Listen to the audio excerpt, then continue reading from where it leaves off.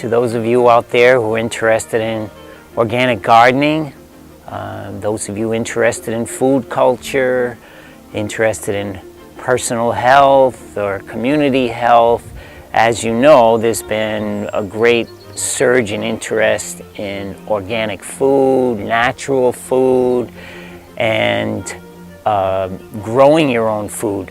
Well, I'm going to take you on a journey, a year-long journey, into the methods that I've developed and used for the last 40 years in growing my own food.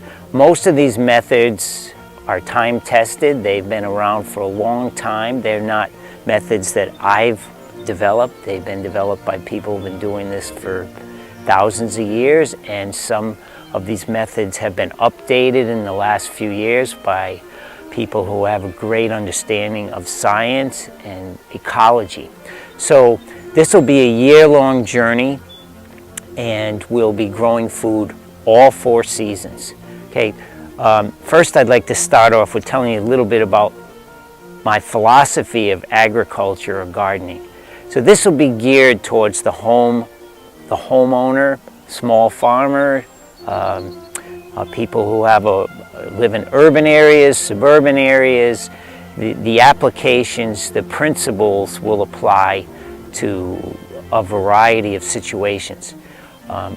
In my particular case, I live on a half acre of land. I probably have 1,000, 1,500 square feet of garden space. Okay, so what I do is I practice an agriculture called organic agriculture. That's the most common name.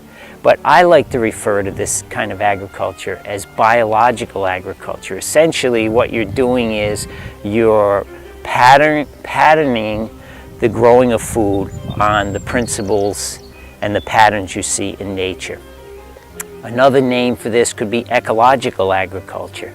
So essentially, what you're doing is you're following the principle of waste equals life.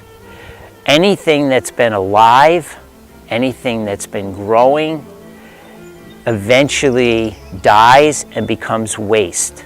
That waste is essential for creating new life. Hence, waste equals life. So anything in this method of agriculture or gardening that involves fertilizing the land, fertilizing crops, giving crops the nutrients they need, would involve waste.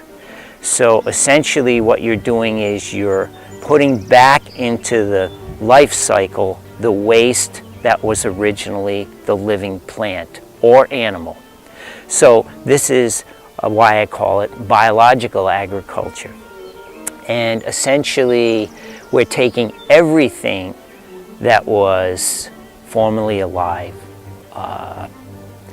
plants, grass clippings, leaves, seaweed, animal parts, blood, bones, anything, hair that's been formerly part of a living organism, and putting it back into the soil. Okay, and we'll explain more about that as we proceed through the different techniques we use to grow food.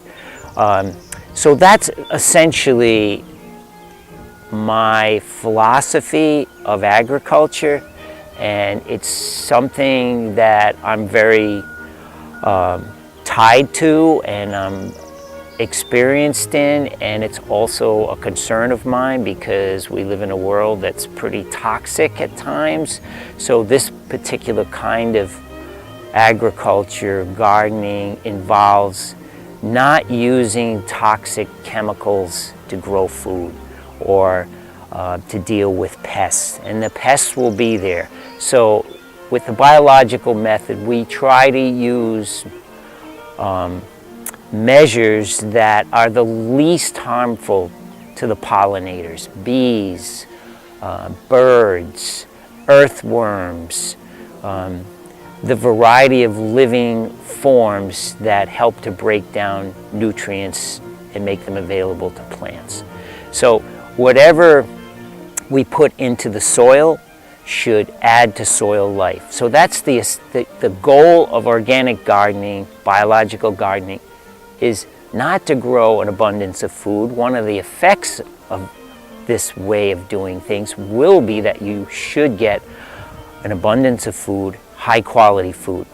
But the goal is to enrich the soil, to make the soil as living as possible. Unfortunately, conventional agriculture uses chemicals that often sterilize the soil, make the soil organisms less likely to thrive. In many cases, the earthworm population goes down. So we're trying to do the opposite. We're trying to enhance those biological processes. Okay, so the first thing we're going to do is we're going to look at how we prepare the garden for the planting in the spring. Okay, so that'll be the first session. We're going to look at composting, we're going to look at cover crops, we're going to look at turning the soil over, and also, if we have time, we're going to look at starting seeds and what measures and what medium we'll use to start those seeds. Okay, well, let's get started.